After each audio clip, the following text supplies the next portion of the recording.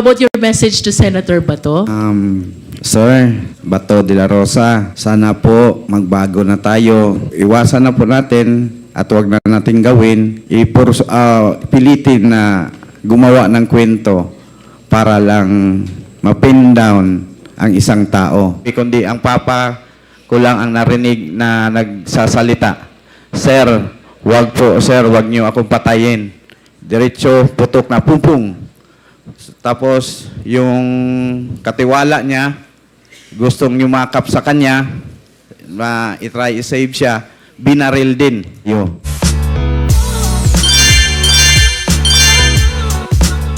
Congresswoman Luisto, you're now recognized. Please proceed. Thank you. Can you please confirm if you are the same Roland Eslabon Espinosa, aka Kerwin? Kayo po ba ito? Opo. Yes po, Your Honor. And do you confirm the truthfulness of the contents of this affidavit? Opo, Your Honor.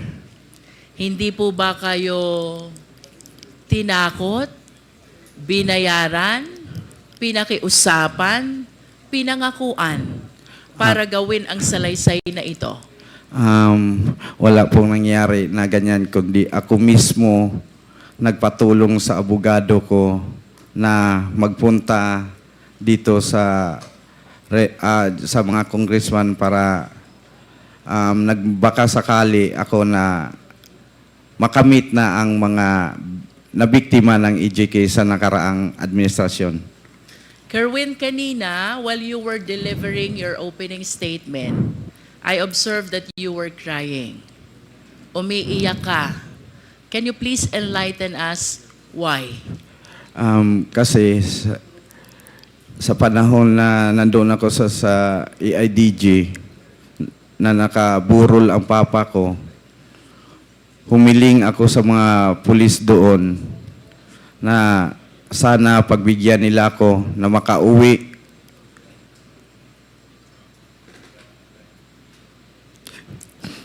Na makadalaw man lang at makita ang papa ko na nakaburol sa...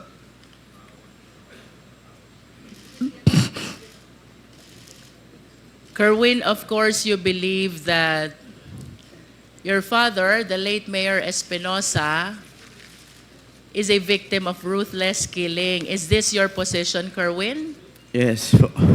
Pero alin ba yung mas nakakaiyak? Yung pagkamatay ni Mayor Espinosa o yung hindi kanila pinayagan na madalaw ang burol niya? Pareho po yung dalawa na hindi ako pinayagan na makauwi sa lugar namin para makita sa kahuli-hulihan na panahon ang daddy ko. Kerwin, prior to the death of Mayor Espinosa on November 5, 2016, he was the mayor of Albuera, Leyte. You confirm? Yes po. Pang-ilang taon po ba niya na mayor ng Albuera during that time? First time pa po niya na maging mayor po ng Albuera, Leyte. So 2016 is supposed to be his first term as mayor. Yes po. Ano po ang ginagawa ni Mayor Espinosa bago siya naging mayor noong 2016? Ang mga ginagawa po niya ay tumutulong sa mga tao doon sa lugar namin o sa lungsod ng Albuera. Ng mga kunting mamigay siya ng mga bigas, yung may mga problema kahit personal, yung mga asawa, ayusin niya. At madali siyang lapitan ng mga tao doon. Kaya binoto siya na maging mayor. Pwede mo ba kaming kwentuhan, Kerwin? Ano ang pagkatao ni Mayor Espinosa as he is known by the people of Albuera, Leyte? Yung papa ko po, mabait. Mabait na tao. Mahirap na kung elaborate ko pa kung anong klaseng tao siya. So siguro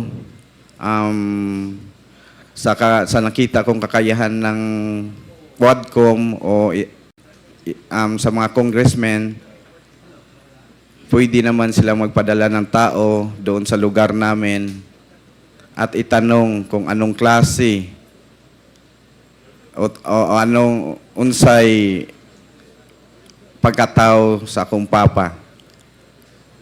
Lisod, mahirap kasi na ako magsalita na ganito kasi sarili ko yon, ama.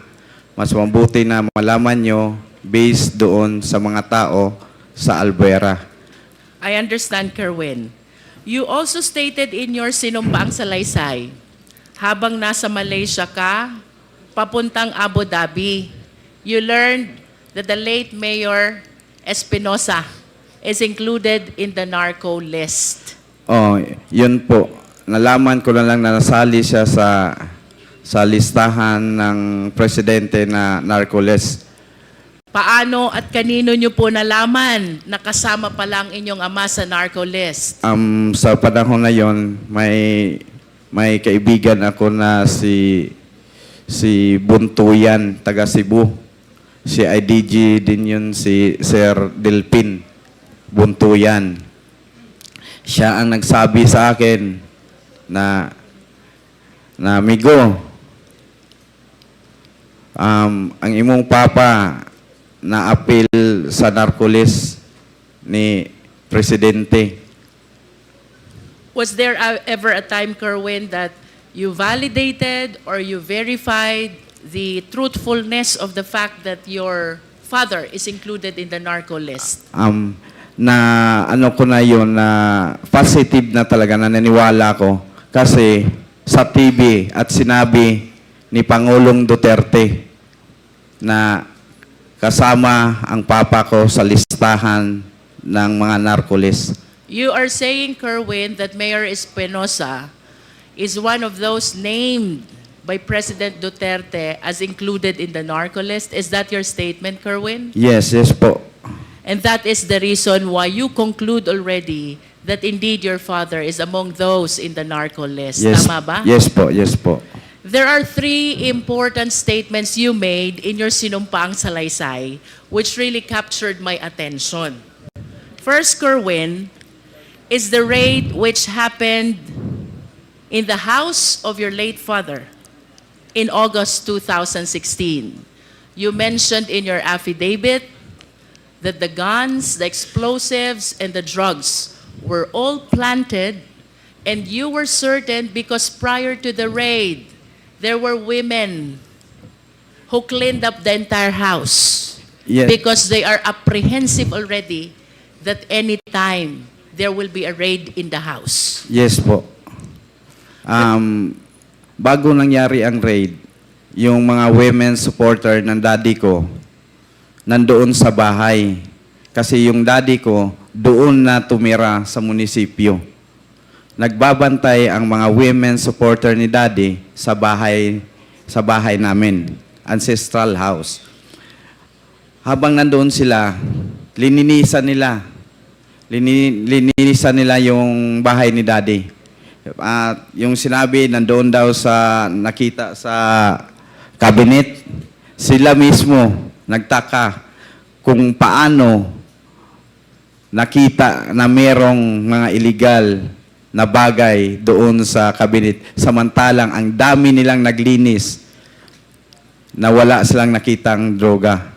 Can you please confirm for the record, Kerwin, ano ang mga nakuha ng PNP operatives during the raid of August 2016 in the place of residence of the late mayor? Sabi daw nila, based on sa ilang report, nakakuha sila kanog 11 kilos nga shabu didto sa ilalim ng cabinet, at mga mga baril doon daw sa loob ng bahay ni mayor, at may mga pampasabog doon din nakuha sa loob ng bahay ni mayor. Kung isipin natin, 11 kilos, hindi kaya yun nakita sa mga naglinis na mga women's? Ang dami nun. At ang mga baril, at ang mga bomba. Ilagay kaya yun ni Mayor sa loob ng bahay na mga sumasabog na mga bagay at mga mahabang baril? Yun ang sabi nila na nakita daw nila doon sa loob.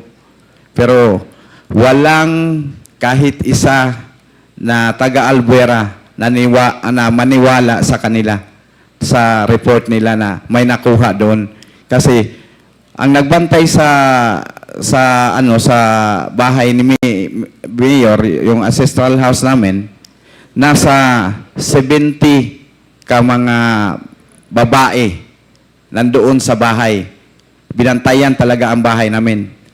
Inano sila ni Joby na magkaroon ng raid, kaya tumakbo na sila. Natakot. So you deny, Kerwin, the legitimacy of the raid or the operation that was conducted by the police operatives on August 2016? Opo. And can you please state for the record, sino po ba ang namuno? Sino po ang team leader ng naganap na raid sa inyong tahanan nung nasabing petsa? Si Mr. Joby Espinido po. Can you please state his full name? Police Colonel Joby Espinido.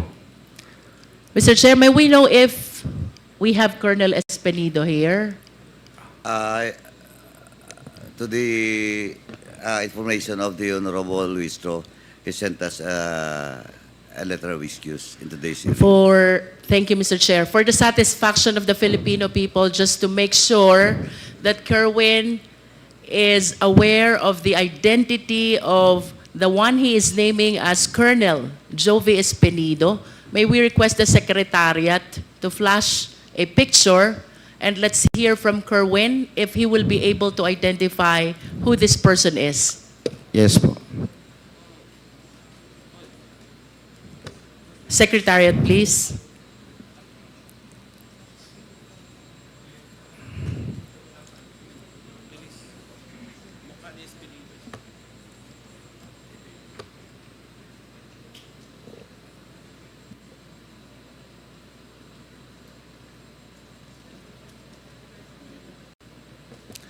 While we are waiting for the picture, Mr. Chair, the second statement which captured the attention of this representation, Kerwin, is the raid and the killing of Mayor Espinosa on November 5, 2016, which happened in Baybay, Leyte. You confirm this? Yes po, sa loob ng provincial jail ng Baybay, Leyte. But of course, you have to understand as well that similar to the raid that happened in your house, this incident, the killing and raid against Mayor Espinosa, happened while you were in Abu Dhabi. Tama ba yun? Opo, wala po ako dito sa bansa. In Nasa other bakasyon words, ako. you are relying only to your sources with regards to this story surrounding the raid and the killing of Mayor Espinosa in Baybay, Leyte. Yes po. And can you please enlighten us, for the satisfaction of the public who are watching us, Kerwin, because you went a long way for us to be able to hear these explosives of yours. For a period of 7 years, naniniwala ang buong sambayan ng Pilipino sa naging testimonya mo sa Senate noon. Now you are completely overturning all your statements. And we owe it to the Filipino people to explain and share what really happened according to your source during the raid and the killing of Mayor Espinosa on November 5, 2016 in Baybay, Leyte.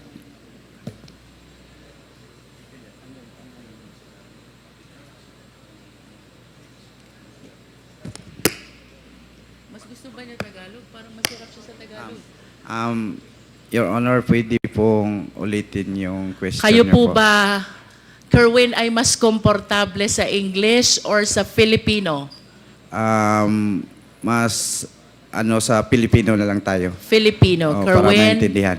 you mentioned na banggit mo sa iyong sinumpaang salaysay, bagaman ikaw ay nasa Abu Dhabi noon, ng iyong ama na noon ay nasa Baybay, Leyte Provincial Jail, ay ni-raid at pinatay ng mga operatiba ng pulis.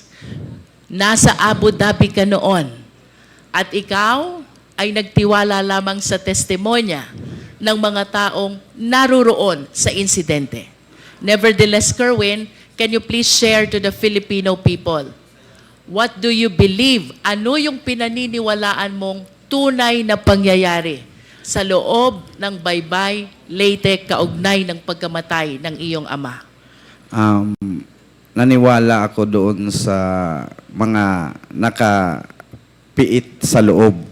Kasi sila ang nakakita at kitang-kita nila sa dalawang mata at narinig nila ang mga putukan.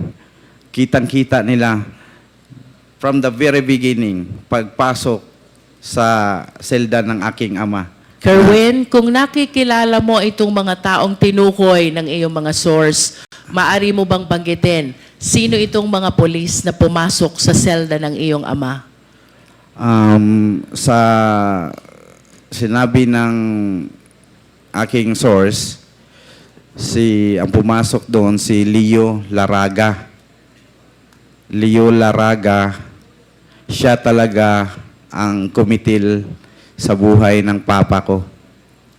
Leo Laraga. Laraga. Can you please check if Leo Laraga is inside this hearing venue? Narito po ba siya? With the indulgence of, Mr. Chairman, with the indulgence of Congressman Luistro, Police Captain that time, Leo Laraga, is not present now in today's hearing, but for sure we will invite him in the next hearing. Thank you, Mr. Chair. Thank you. Bukod kay Leo Laraga, sino pa ang nalalaman mong kasama nitong mga nag-raid at nag-operate pumatay sa iyong ama? Si Colonel Marcos at si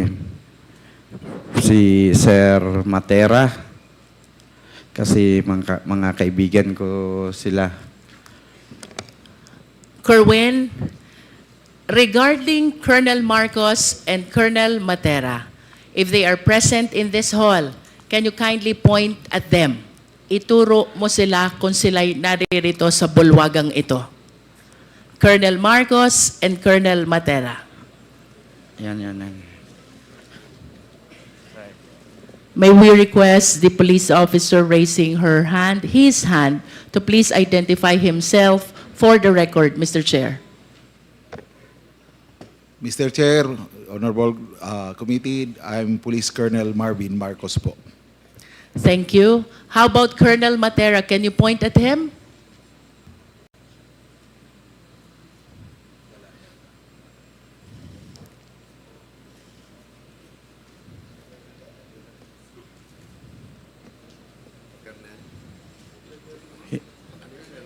Hindi, wala dito. Hindi ko nakita. It's okay, Kerwin, if Colonel Matera is not present in the hall. Okay lang yon. Po. I am certain that the Quad will be inviting him as well.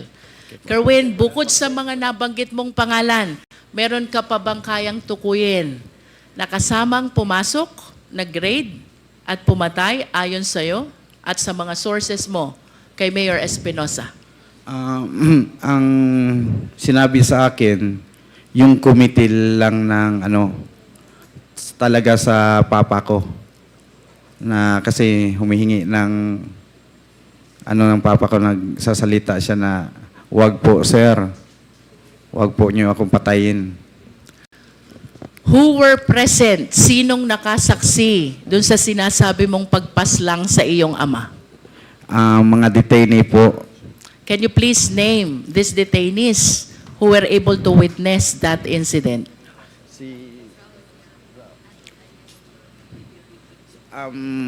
A certain Dondon na taga sa amin sa Albuera. At si Raul Yap na matay naman yun. patay man si Raul Yap. Oh. At si Ruben, a certain Ruben, dalawa, tatlo sila, pero yung isa, tatlo yung ano ng daddy ko kasama niya sa selda, nag-a-assist sa kanya. Yung isa, patay na po, namatay din kasama How yung about the daddy other ko. one who is he still living? The other one? Opo, Your Honor. What is his name? A certain Don. A certain Don Don. Oh. And can you please share with us, ano ho ba yung nalalaman yung pangyayari dito sa pagkamatay ng inyong ama? Pumasok, and then what happened next? Ang una nilang ginawa daw, sabi sa aking source, pinapiwis the wall muna yung mga pulis. Can you please illustrate? Maari mo bang ipakita sa amin paano ba yung face the wall so the Filipino people will understand? Dito ko lang po gawin sa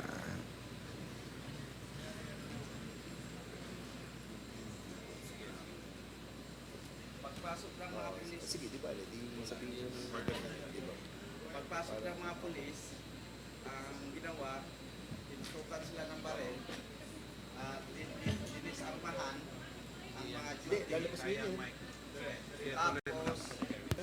Can you please provide a microphone to Kerwin? Baka abot yung nakay Comsec.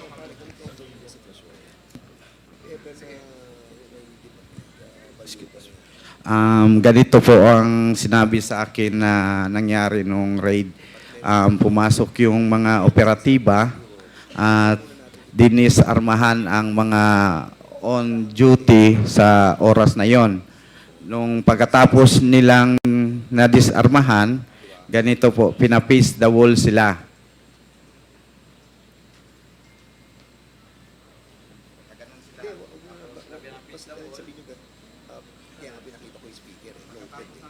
Sino yung sila na tinutukoy mo na pina-face the wall?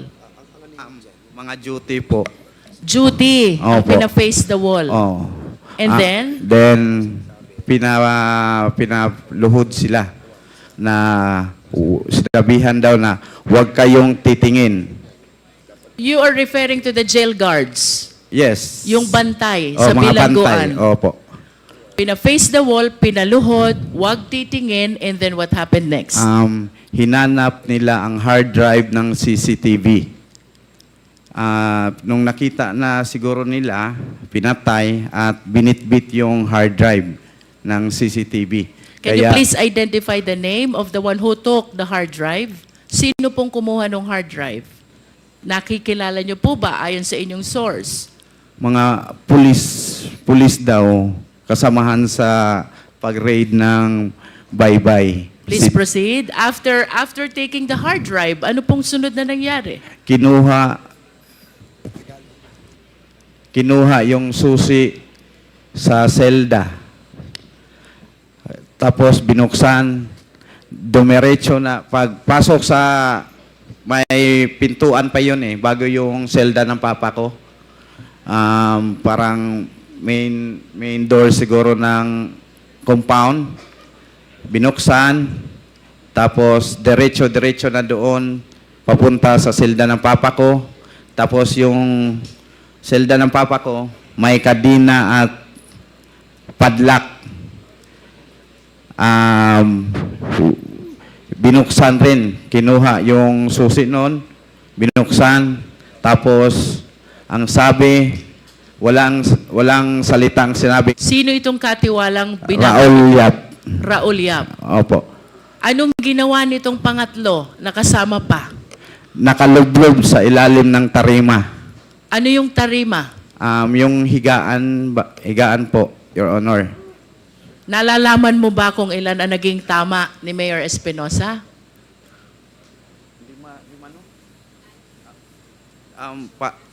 Hindi ako sure, or more than five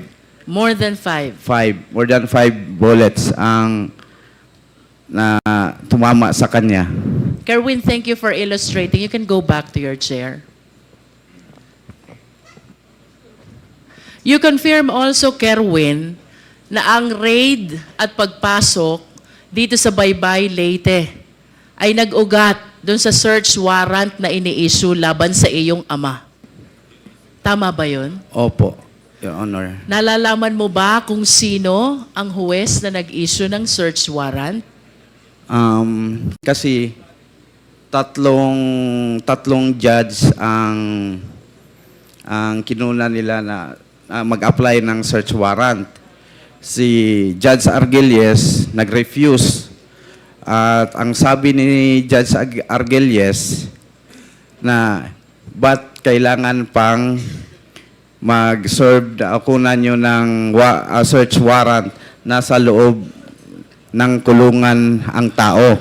Nag-refuse si Judge Argelies. May judge na certain Janet ba yun? Ha? Janet, apelido niya? Cabalona, saan yun? Doon sa Samar, yun ang nag-issue ng search warrant. Sa pagkakaalam ko, yung si Janet Cabalona ay parang relatives ng asawa ni Sir Laraga. Pwede, Mr. Chair, pwede magtanong? Sige. After perhaps we conclude the interpellation, Mr. Chair. Pagkatapos ni Congresswoman Jinky, bago tayo pumunta sa susunod na magtatanong,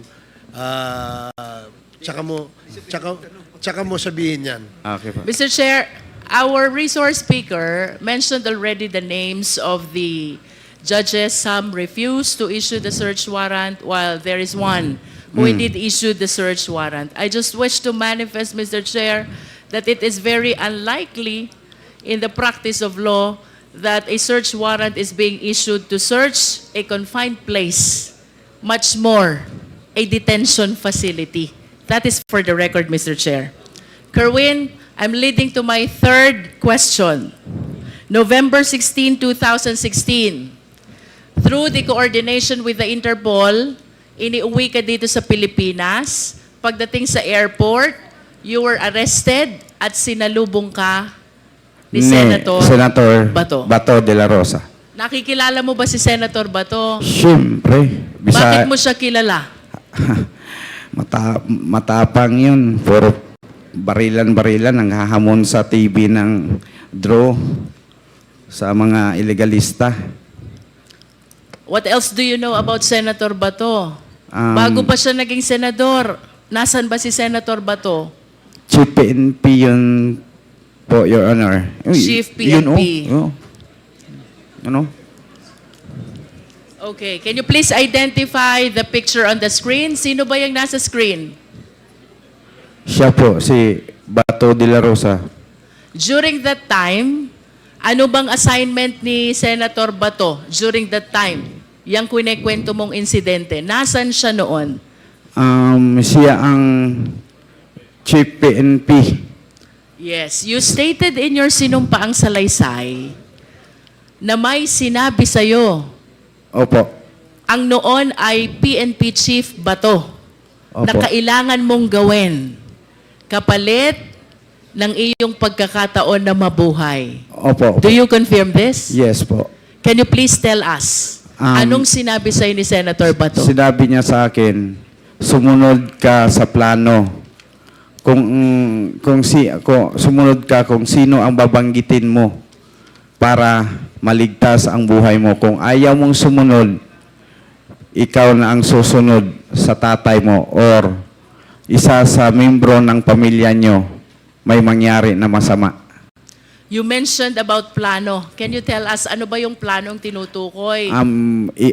May mga pangalan na pinid sa akin, sinubo, at babanggitin ko sa aking testimonya o sa aking salaysay sa Senado. At maari mo bang sabihin, sino ba itong mga taong ito at anong gustong ipabanggit sa'yo nang noon ay PNP Chief Bato? Peter Lim, supplier daw ng shabu, pero nandyan lang, tapos hindi na huli-huli. Tapos si Senator De Lima, protector daw sa mga shabu, mga nagtitinda ng shabu sa loob ng Bilibid. Protector daw si Ma'am Laila. At yung iba pa, si Lovely Impal, si Jiraham, si Peter Ko, ganon. In Sila other po. words, Kerwin, ang gusto ni PNP Chief ay banggitin mo itong mga pangalan na ito na may kaugnayan sa illegal drug operation. Tama ba yun? Opo. At ito ba'y sinunod mo, Kerwin? Talagang sinunod ko po kasi... Bakit mo to sinunod? Of course, alam mong mali ito. Oo. Di ba? Bakit mo sinunod ang utos ng Nonay PNP Chief ba to? Kung siguro kayo, kung kahit sino naman sa atin na mga tao dito, nandito sa loob ng Quadcom, talagang susunod dahil kapalit na yon ng buhay mo. At lalo na pag may mga anak ka pang maliit na sabihin na susunod ka na sa papa mo kung hindi ka sumunod sa aming plano. Mr. Chair, I wish to make a manifestation that with respect to the raid of the house of the late Mayor Espinosa, which happened in August 2016, our resource speaker, sadly speaking, has no personal knowledge. So, taking from his statements that there were women who were guarding the house and even cleaned up the house, reason why they are certain that all the guns, explosives, and shabu were merely planted by the PNP operatives, I respectfully move, Mr. Chair, that we invite these women, and I hope Kerwin will be able to name who these women are in order to substantiate the testimony that Kerwin Espinosa has given to the Quadcom. Second, Mr. Chair, with respect to the raid and the killing incident of the late Mayor Espinosa in Baybay, Leyte, we are suffering from the same predicament because, as admitted by Kerwin, he was still in Abu Dhabi during the time. So, to determine the veracity of the information that he was able to receive from his sources, I respectfully move as well, Mr. Chair, that we invite the third inmate by the name Don Don, who was inside the cell of the late mayor when the killing incident happened. I wish to ask Kerwin to name also the jail guards who were on duty during the time, likewise to substantiate the information that he has given to Quadcom already, Mr. Chair. So move, Mr. Chair. Okay, before I rule on the motion, tanungin ko lang muna si Mr. Espinosa. Sino-sino itong mga women na sinasabi mong ayon sa iyong salaysay, yung mga women na naglinis ng bahay ninyo? Landa, asawa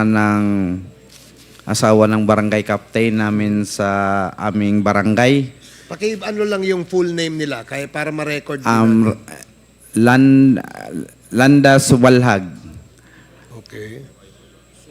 Sumalhag. Sumalhad. Okay.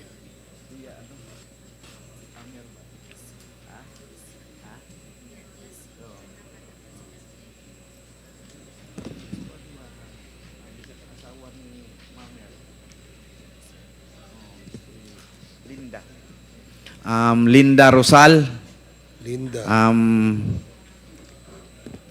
TC de la Austria.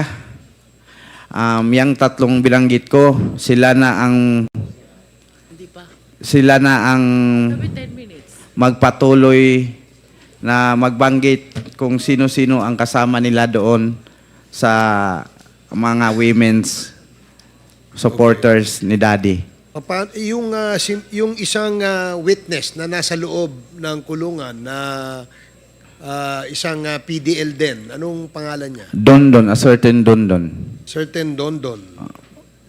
So there is a motion to invite the women who, according to the sinumpaang salaysay ni Kerwin Espinosa, ang siyang naglinis nung kanilang bahay bago po ni-raid ng membro ng Alberta Police ang kanilang bahay.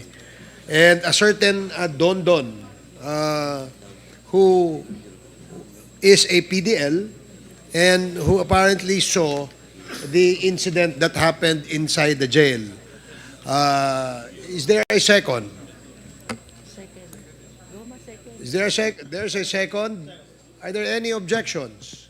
So hearing none, the motion is approved. Comsec, Mr. please Chair. invite the following personalities mentioned by Mr. Espinosa in the next Quadcom hearing. Mr. Yes, Chair. Congresswoman Luis. Can we please invite as well the jail guards who were on duty if we have the means to determine who these people were? Comsec, kindly determine who these jail guards on duty at the time of the incident and report to the Quadcom. Thank you. Anything else? Mr. Chair, I'm about to conclude. Okay, thank you. I just have one quick question for PIDEA. PIDEA, sir, palagi pong nababanggit itong narco list. Even from the time of the 3 Chinese drug lords to the time of PCSO Board Secretary Wesley Barayuga, and now we are confronted by the killing incident as alleged by Kerwin committed against Mayor Espinosa, who allegedly was included as well in the narco list. Can you please enlighten us? Ito ho ba'y chinek nyo? If during the time, the name of Mayor Espinosa indeed appear in the narco list? Mr. Chair, Your Honor, yes, the names of the father and son appear in the original list. The Kerwin is listed as a drug trafficker.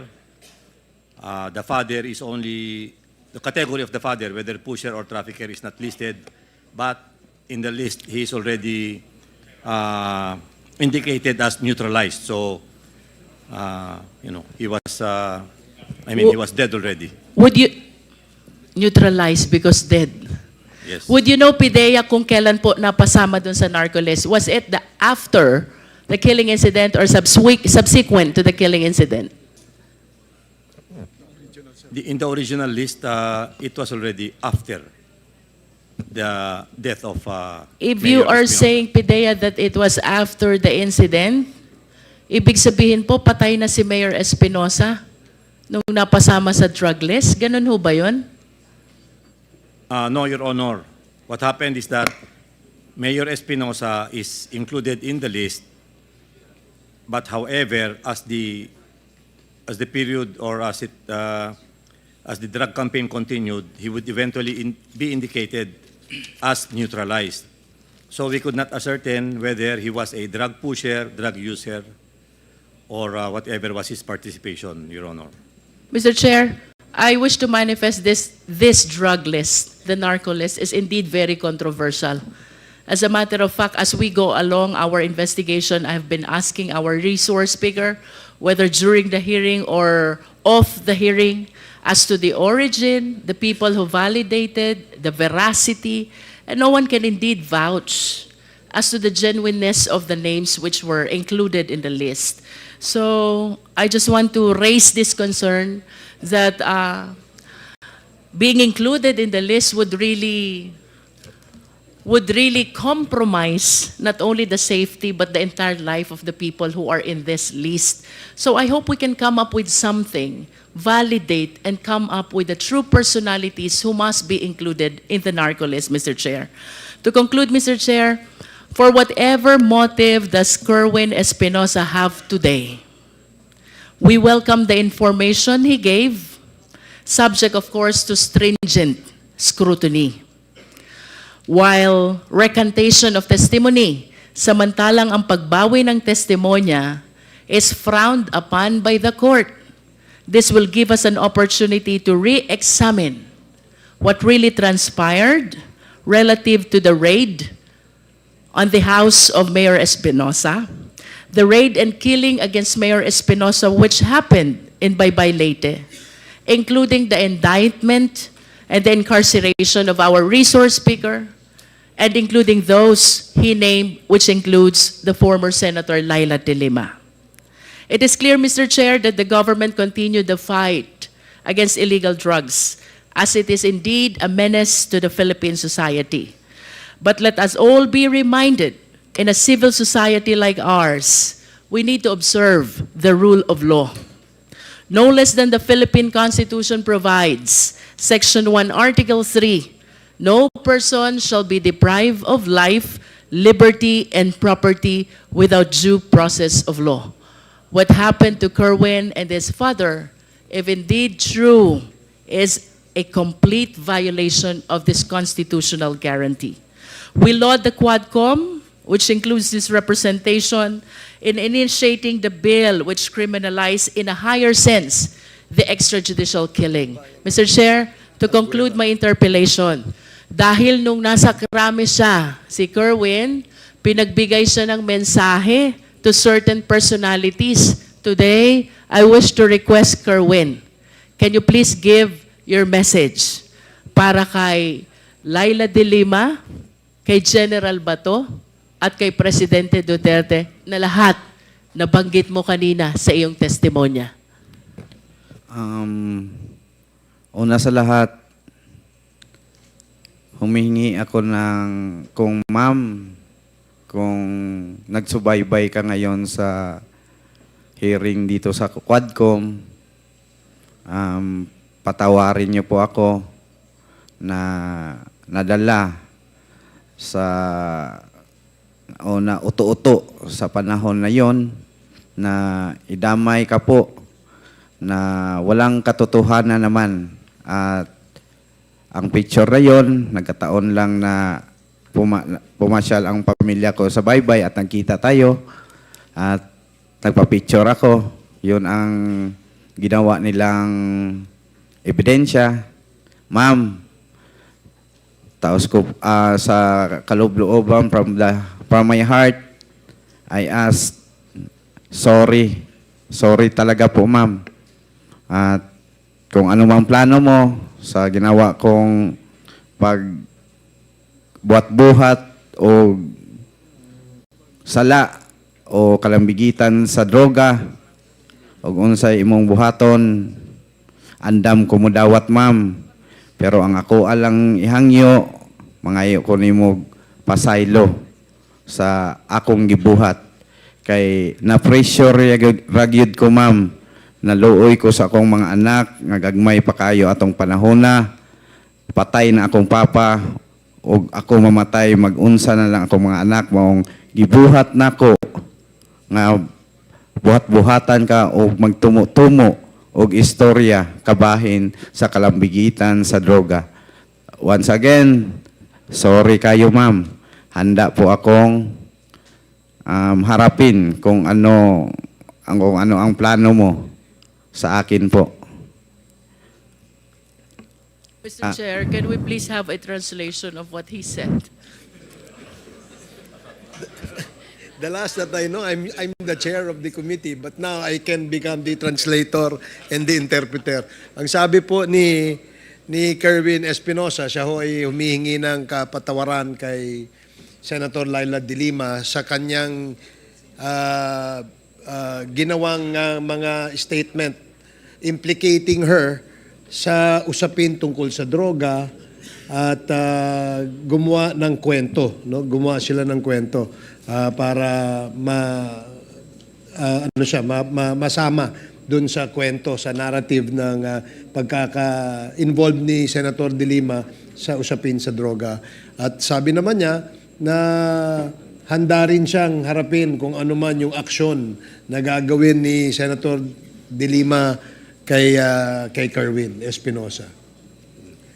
Does that satisfy the good congresswoman from Batangas? I am totally not familiar with Visayan language. How about your message to Senator Bato? Sir, Bato de la Rosa, sana po magbago na tayo na iwasan natin na gumagawa lang ng senaryo dahil sa politika na masira ang isang tao kasi hindi kalyado natin. Iwasan na po natin at wag na natin gawin na pilitin na gumawa ng kwento para lang ma-pin down ang isang tao. Yun lang po ang mabigay ko kay Senator De La Rosa na mensahe. At sa ating Pangulo noon ang ano ko lang kasi pinagbigyan ako na makapagbigay ng mensahe. Mr. Duterte, sana po i-validate nyo po bawat report na marinig mo sa iyong paligid na ganito, ganyan, si Fulano. I-validate nyo ng maigi para walang taong masaktan. Lalo na ngayon na tumakbo ka ng mayor, huwag kang magpasulsul sa mga nakapaligid sa iyo. Yun lang po. Last, Mr. Chair, I understand that your family went through a lot because of this incident. If your father is watching you right now, anong mensahe mo kay Mayor Espinosa? Ang mensahe ko kay Daddy,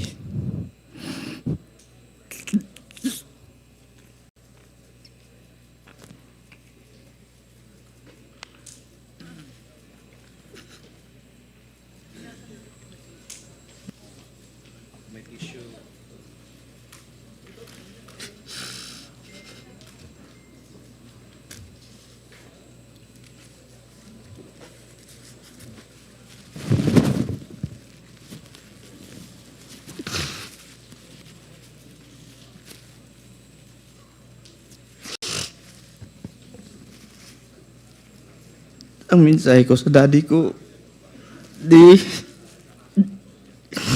kung saan ka man naroon, huwag mo kaming abayaan, i-guide mo kami hanggat makuha ang hustisya ng iyong pagkamatay.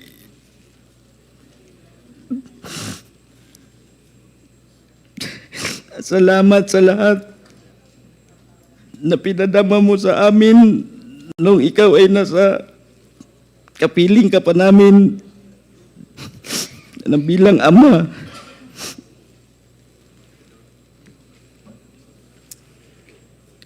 Basta di lahat gagawin namin ng mga anak mo na makamit ang hustisya ng iyong pagkamatay.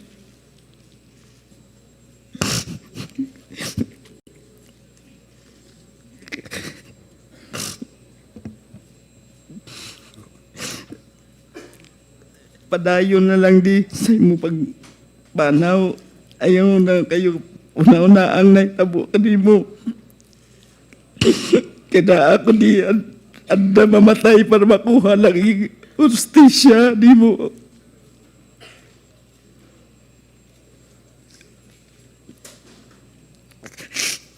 Bisan tuod sa pagkamatay, wala na tanang kita. Antod karon, I love you. Okay, sige. Maraming salamat, Kerwin. Anything else, Congresswoman Luistro? I conclude, Mr. Chair. Thank you. Thank you. Maraming salamat.